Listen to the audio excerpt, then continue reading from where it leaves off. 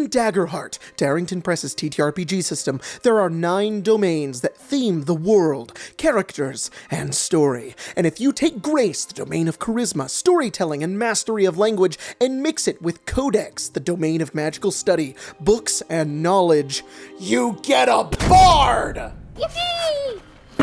So you want to play a bard in Daggerheart. You're the heart of the party, a master of charisma, and you know how to use it. Your enchanting presence lights up rooms, or can be used for evil, and darken even the brightest of parties. Charisma and knowledge are the most powerful tools in the universe.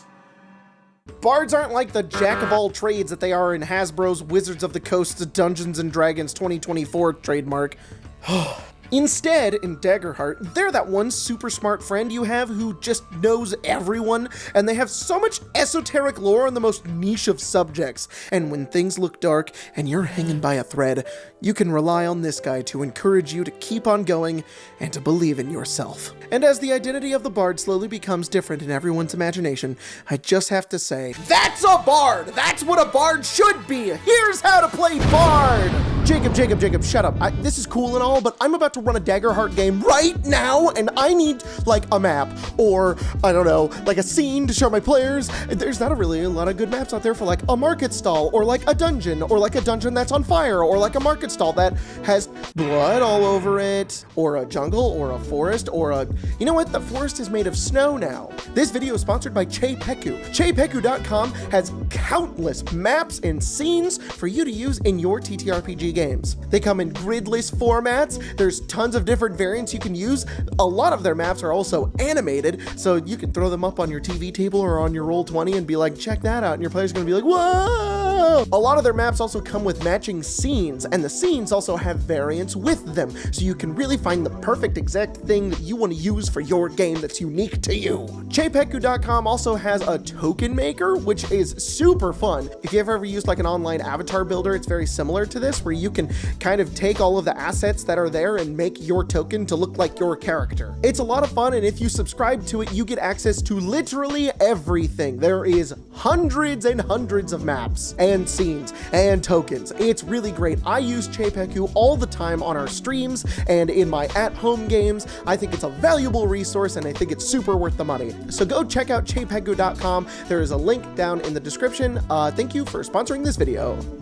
As a bard at level 1, your evasion starts at 10 and your HP starts at 5. Evasion is how hard it is to hit you, so if an adversary tries to hit and rolls a d20 and gets above your evasion, they hit you. In Daggerheart, damage is dealt in severity, and depending on the type of armor you're wearing, it can be harder to damage you. If your bard is wearing leather armor, their base thresholds are 6 and 13. You add your level to it, so 7 and 14. Then if your bard takes anything below 6 damage, you mark 1 hit point. If your bard takes 7 or more, you mark 2 hit points. But if your bard takes 14 or more, you mark 3 hit points. And when you mark your last hit point, you die. Well, actually, you get to make a death move. You can go out in a blaze of glory, take one final action that critically succeeds, and then you die. Or you can try to avoid death, fall unconscious, and if you're healed, you might have a scar, which will cross out one of your hope slots. Oh God, we haven't even got to that yet. Or you can risk it all and roll dice and potentially not die, but if you fail, you die! Or, sorry, cross through the veil of death. Tell everyone I was right about Monk. He's crossing. Bards get an evasion of 10 and an HP of 5, which when compared to the other classes, you've got middle of the road evasion, but the worst hit points. Bards and Wizards sit at the bottom, being the squishiest classes. They both share the Codex domain as well. Darrington Press is basically saying if you read books like a nerd, you are not good at sustaining injuries. Your class item as a bard is a romance novel or a letter never opened. Man, all the other classes start with something cool, like a small elemental pet or a trophy from your first kill. And as a bard, I start with a copy of Ice Planet Barbarians and an invoice from the gas company. Every class in Daggerheart has a hope feature and a class feature. The bard's hope feature is make a scene. You spend 3 hope to distract a target within close range, giving them a -2 to their difficulty. I'm gonna have to explain a lot of stuff. So basically, in Daggerheart, when you roll something, anything, which is making a move, you roll 2d12. One of the d12s represents hope and the other is fear. You add them together and then compare the total to the difficulty. For example, let's say your bard is jumping across a ravine while playing a banjo. The GM sets the difficulty at 16 and you have to roll agility because that's an agility thing, clearly. A 10 on the hope dice and an 8 on the fear dice. Added together, 18, and the hope dice is higher than the fear dice. This means you succeed with hope. Your bard jumps across the ravine playing the folkiest tune on the banjo, and you gain a hope.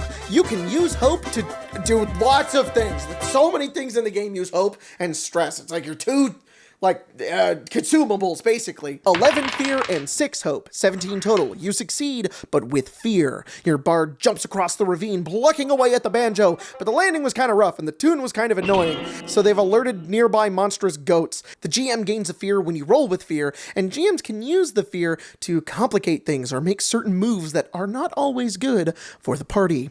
10 hope, 4 fear, 14 total, failure with hope. Your bard tumbles down the ravine, but they play a 6 solo on the way down and a new Mumford & Sons song is born. You gain a hope, 12 fear and 1 hope, 13 total, failure with fear. Your bard tumbles down the ravine, screaming like an idiot, smashing their banjo to smithereens on the way down. Weirdly, a Mumford & Sons song is born anyways. Okay, now that we know how the dice work, what is difficulty? Difficulty is how hard it is to do anything in the game. Adversaries, which are monsters and enemies, have a set difficulty, and this is how hard it is to hit them or affect them with stuff. It just goes against their difficulty score. It's an easy single number. And how does range in Daggerheart work? Well, it's pretty simplified, and it can be more complicated if you want it to be. It's divided into melee, touching distance, very close, far, very far, out of range. So, the Bard's Hope feature is make a scene. You spend 3 hope to distract a target within close range, giving them a -2 to their difficulty. Doesn't that make sense now? Bards also have a class feature called Rally. Once per session, you give yourself and each party member a rally dice, which is a D6, add it to your roll, add it to whatever you desire in your soul. Don't worry, there's no time limit. Encouraging power is a virtuous spirit. Sometimes I feel useful. In Daggerheart, a bard is crucial.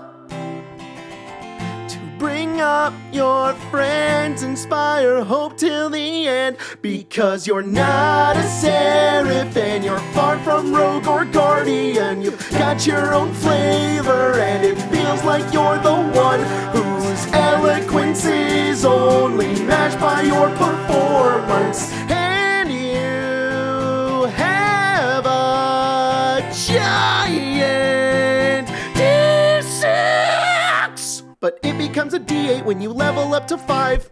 Ahem.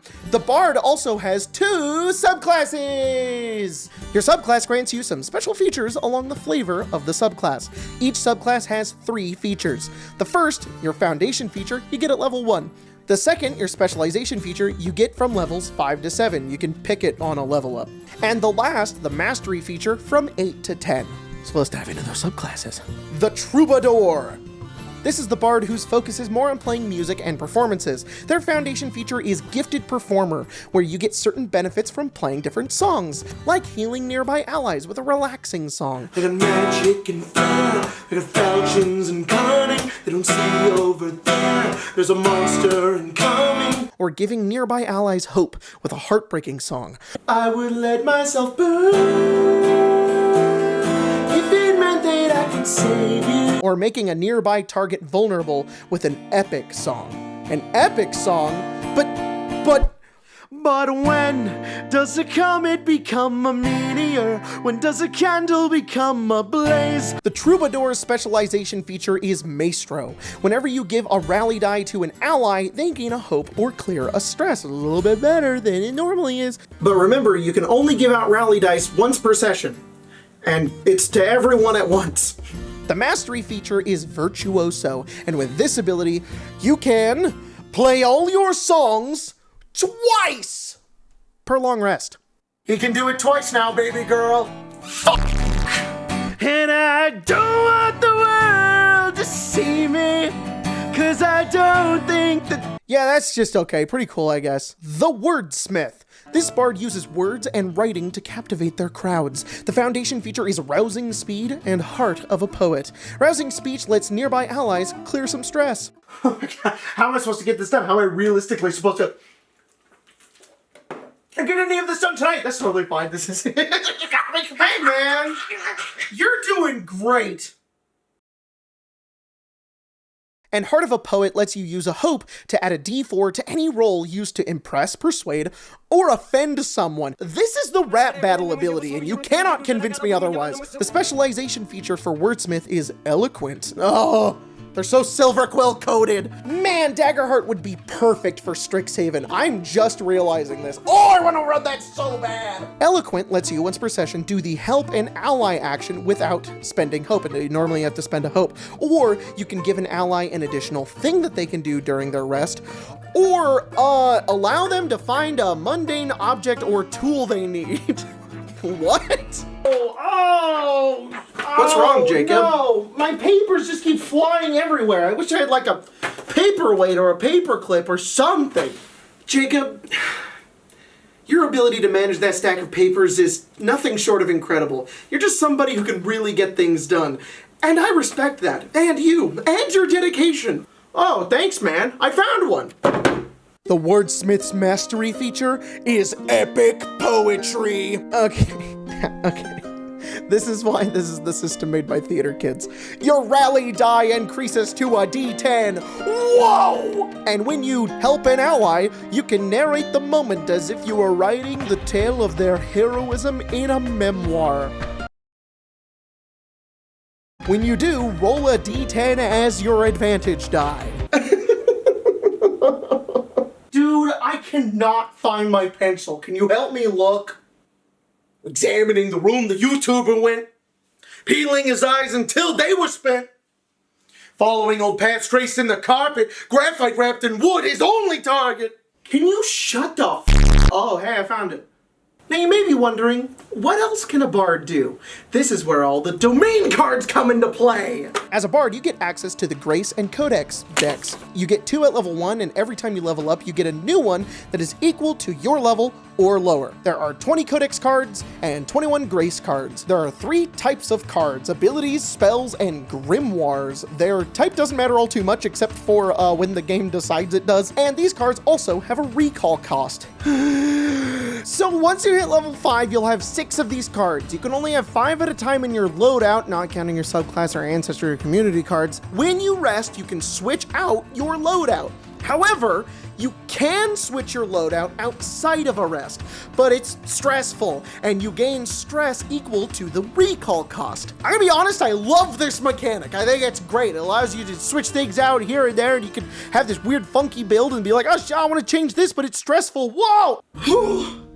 So, that's a basic idea of what you'll be getting to do as a bard. Mixing and matching all of these cards is a fun way to make your bard unique. And I gotta say, the flavor of a bard in Daggerheart is very cool. At early levels, you're gonna be a little book smart, have some spells, good at charming and rallying your party. But at the highest levels, you are not only a master of magic, but also the inner workings of society. You can pit enemies against one another, astral project, create planar gates, kill everyone in an area. My God, these bards must be stopped!